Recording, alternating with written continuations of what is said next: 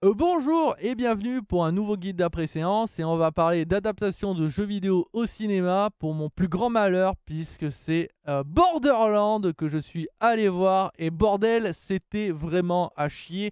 Réalisé par monsieur Eli Roth, connu pour Hostel, Knock Knock et d'autres films d'horreur, c'est sa spécialité. Et là il s'attaque à l'action fantastique. LOL, ça lui va pas du tout parce qu'il ne sait pas filmer l'action. Les trois quarts des gunfights vont être filmés en gros plan, dans des endroits confinés, avec de la pénombre, comme ça vous êtes sûr de rien voir. On ne peut pas apprécier les chorégraphies, enfin les rares chorégraphies, puisqu'il n'y en a pas des masses.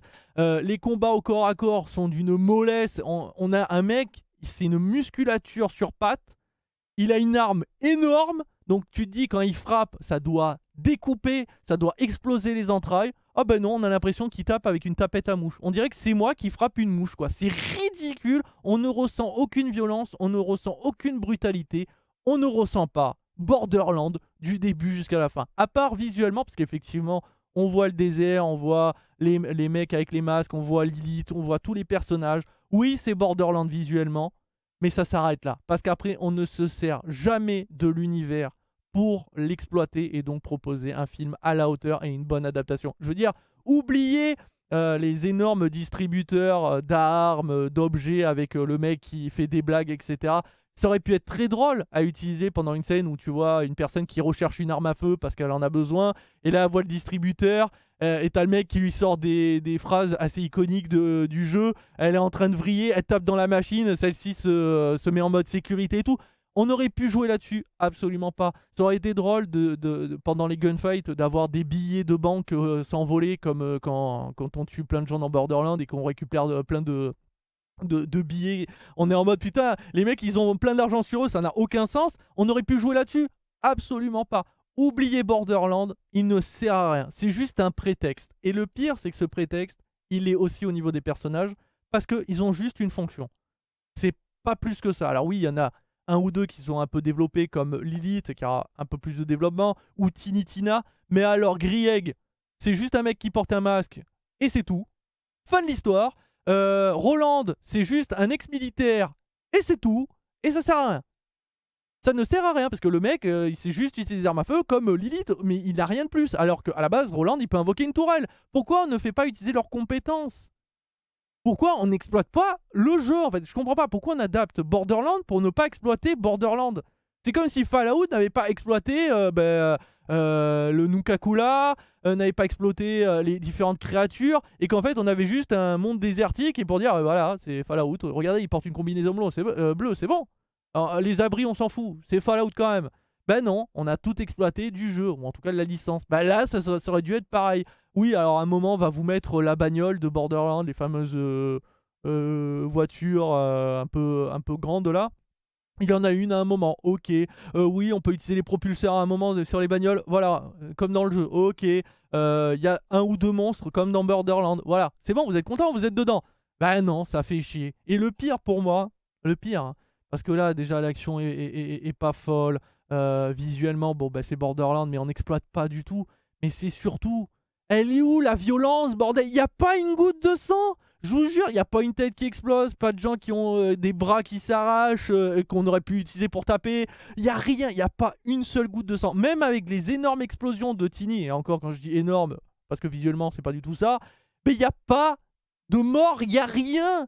On ne montre absolument rien. C'est dingue, on est dans Borderlands, il y a de la décapitation, il y a des têtes qui explosent, des corps qui explosent, il y a du sang, il y a des gens qui brûlent à de l'acide, etc.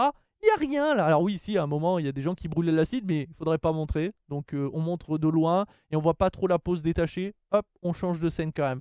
Et d'ailleurs, pour vous dire, il y a une scène qui montre justement qu'il n'y a pas de violence, ou en tout cas, il ne faut pas la montrer.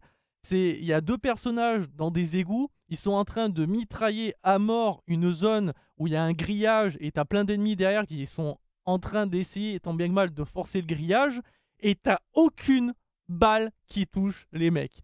Alors la grille, elle en a pris partout, mais les mecs derrière la grille, il n'y en a pas un, alors qu'il y a deux personnes qui canardent à mort. C'est juste ridicule. Alors que pourtant, on voit plein de mecs se faire plomber, il n'y a pas de souci. Mais là, genre, c'est en mode, bah non, on va pas les toucher une seule fois. Ça n'a putain d'aucun sens. Enfin bref, il n'y a aucune logique. C'est d'un ridicule. putain, mais c'est ultra lisse. Et le pire pour moi, en fait, c'est que j'ai l'impression que ce film-là a été réalisé par Disney eux-mêmes.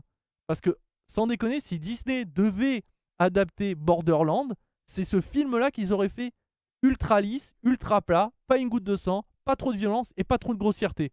Il y a quasiment aucune grossièreté. Avec Claptrap qui doit faire des blagues obscènes tout le temps et dire que des obscénités, ne fait rien quasiment. Alors même si ça reste le personnage le plus Borderland qui est, parce que effectivement il est à peu près aussi similaire dans le jeu, mais je le trouve beaucoup trop soft, c'est horrible, vraiment ça m'a dégoûté. Je pensais quand même passer un bon moment dans Borderland et en fait j'ai juste un cosplay de Borderland. Et en fait ça ne se ressent pas que visuellement, c'est que même les acteurs et les actrices sont des cosplays, mais de très mauvais cosplays. On a quand même Cate Blanchett, qui est une actrice qui a, je pense, plus de 50 ans, qui incarne Lilith, une jeune femme de 20 ans, ou en tout cas qui a 20-25 ans, grand max. Elle en a plus de 50. Moxie, bon, on sait, c'est quand même une doyenne. On se serait dit, Megan Fox, elle a les pare-chocs, elle est brune, elle a le look pour être Moxie. Non, non, on a pris une femme de plus de 60 ans, qui a les traits ultra creusés comme Cate Blanchett. Parce que, alors je ne sais pas pourquoi, les femmes ont des visages ultra creux, mais ultra prononcés. Alors, peut-être pour faire écho au cel shading du jeu vidéo qui marque beaucoup les traits pour faire ressortir les visages et les corps. Mais là, ça fait vraiment ridicule et on a juste l'impression que c'est Cate Blanchett qui porte un cosplay de Lilith et qui va fêter Halloween ou qui va dans une fête où les gens doivent être costumés. Et c'est ça la sensation que j'ai. Et le pire pour moi, c'est Kevin Hart en Roland. Roland, ex-militaire, grand, baraqué. Là, tu me prends un nain, pas du tout baraqué, et qui n'est pas, malheureusement, charismatique dans des films sérieux. J'apprécie Kevin Hart dans des films comiques, dans des films sérieux, ou en tout cas où il doit incarner un soldat d'élite. Je n'y crois absolument pas. Tu m'aurais dit The Rock, un mec de près d'1m80 avec des pectoraux de malade qui incarne Roland. Là, je signe. Là, ça marche. Donc oui, on n'a que des mauvais cosplays. À la limite, deux seuls qui s'en sortent, c'est Florian Muntanou qui incarne Grieg, mais comme il porte un masque, on voit pas son jeu d'acteur et c'est peut-être pas plus mal. Et après, il a le physique du coup d'un énorme personnage surboosté, qu'on sent qu'il fait pas que manger de la salade.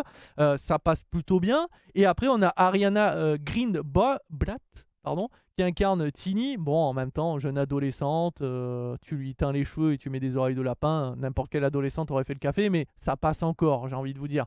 Mais là, je suis navré, ce film est mauvais sur tous les aspects. Il n'y a rien qui le sauve.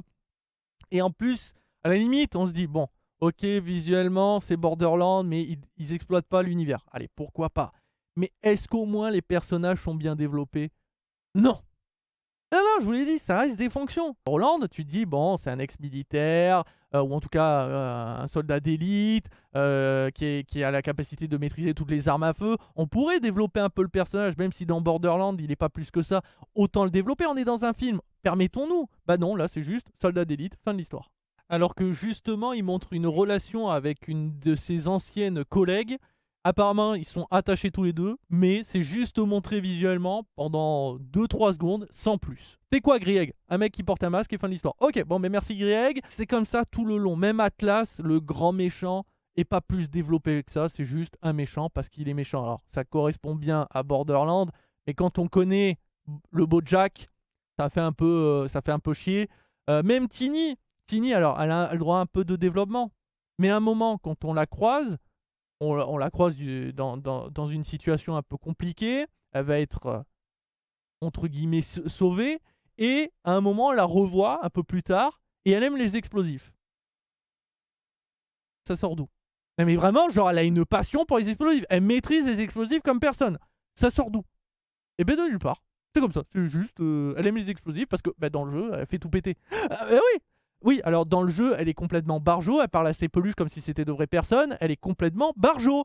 Là, à aucun moment, elle est folle. Alors vous allez me dire, oui, mais parce que là, on vient à peine de la rencontrer, elle n'est pas encore assez, entre guillemets, au sein de Pandore. pour être impacté et donc de devenir barjot. Mais à la limite, quitte à prendre Tiny Tina, autant la mettre déjà folle. Justement, ça aurait été logique et en plus ça aurait permis des scènes beaucoup plus dingues où elle est prête à faire péter ses alliés juste parce qu'elle adore tout faire péter.